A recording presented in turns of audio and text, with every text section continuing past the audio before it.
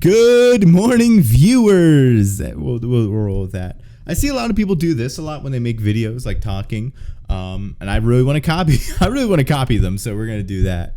Ladies and gentlemen, welcome back to the channel. Hope you're all having a fantastic day. As always, we do have quite a bit of news regarding Criterion and Need for Speed and what could very well change the future of Need for Speed to come. But before we begin, if you like the video, be sure to subscribe.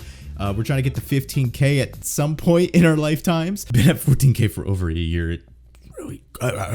But if you like the video, be sure to subscribe and hit that bell icon. It really helps me out. Anyway, let's jump right into the video. So basically, according, this article is coming from GamesIndustry.biz. I'll leave a link to it down below in the description. You want to take a read for yourself. But we have quite a few head honchos piecing out from Criterion Games now that Need for Speed Unbound has come out. And there's some pretty big names. The biggest obviously being Matt Webster, who's the vice president and general manager of Criterion.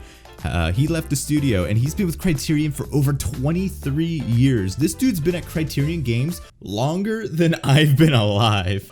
He's been there for quite a hot minute, and then we also he was also there for well into the 90s. And then we also have Pete Lake, who joined Criterion back in 1996, and we also have a few other people who have years spanning the double digits of seniority over at Criterion. So a lot of big people, a lot of big names are dipping out from Criterion Games. Now, this is actually quite common when it comes to the game industry, especially for people who've been there for a while. They look for new opportunities, you know, but they want to wrap up their project first. And you see that a lot in the games industry. A new AAA game will drop, and then a lot of people leave the company afterwards. That just kind of happens, not necessarily with anything to do internally with the company. Sometimes they just want new opportunities. Sometimes they just want, you know, to do something else.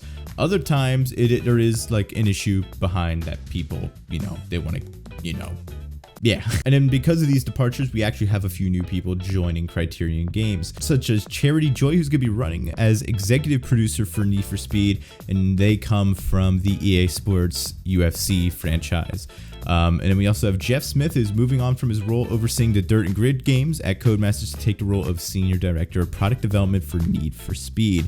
So we do have folks with racing game experience coming aboard to Criterion and kind of like leading the studio, and then they will work alongside Steve Cuss, head of studio operations at Criterion, and he continues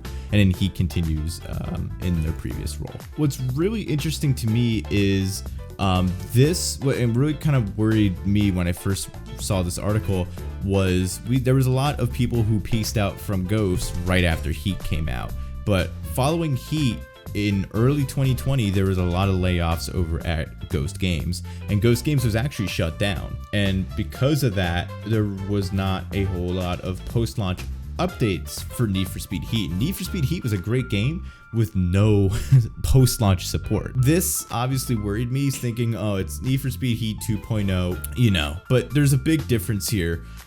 Criterion, so far, it doesn't look like, I don't think Criterion's gonna be shut down. After all, they just dropped a fantastic Need for Speed game. And also, I feel like if EA was going to close Criterion, they would have done it a while ago, considering that this is Criterion's first full-fledged AAA game in about a decade. Their last fully fledged game that they made by themselves was Need for Speed Most Wanted 2012.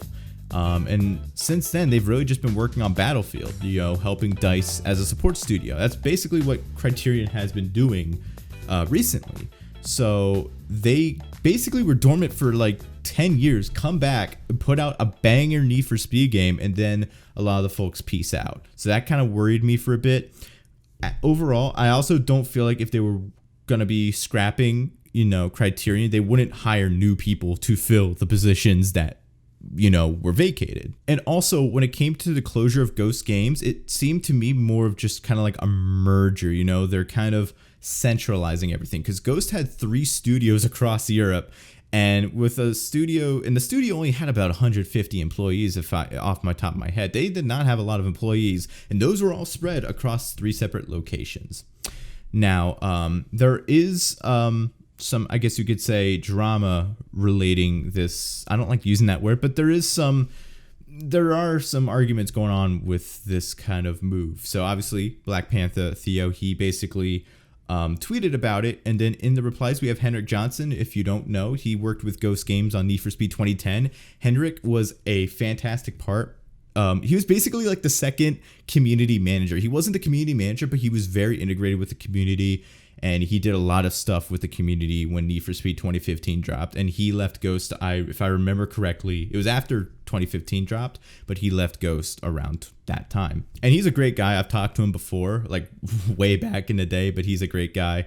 And he tweeted, pretty sad to see the team that swooped in on Ghost Games, stabbed the dev team in the back, walked away with the IP, and left the Gothenburg game dev scene like a smoldering wreck, and now dancing away, no longer caring about the IP they treasured so highly. Now, obviously, there's two sides to every story, and I don't really want to speculate on anything regarding people's livelihoods or people's jobs, because people did lose their jobs with the Ghost Games closure. Not everyone could just move from Sweden to England and vice versa. I don't really want to speculate a whole lot on that. Don't really have a full picture of how the transition of Need for Speed from Ghost Games back to Criterion went down.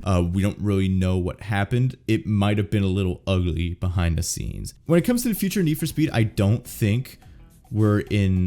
think we're in good hands, at least for now. We're gonna have to see how the quality of the updates are, because they have not been good since the Payback, you know? Payback's updates were not that good.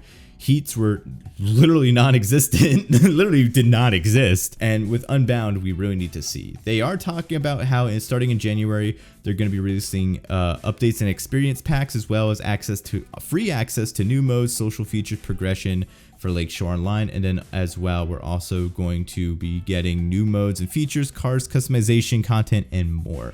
So they do have a lot of plans going forward with Need for Speed Unbound, and I'm seriously hoping that these plans come to fruition. Again, it's kind of a I'll believe it when I see it, but I'm hoping for the best, that the best outcome happens. And that's it for me tonight. What do you guys think? I don't think this is gonna hurt the franchise too much. Who knows though? We might just get a little bit of a shift in direction, and who knows? That could be a good thing after all. But what do you guys think? That's it for me tonight. I will see you all later. Have a good night, everyone.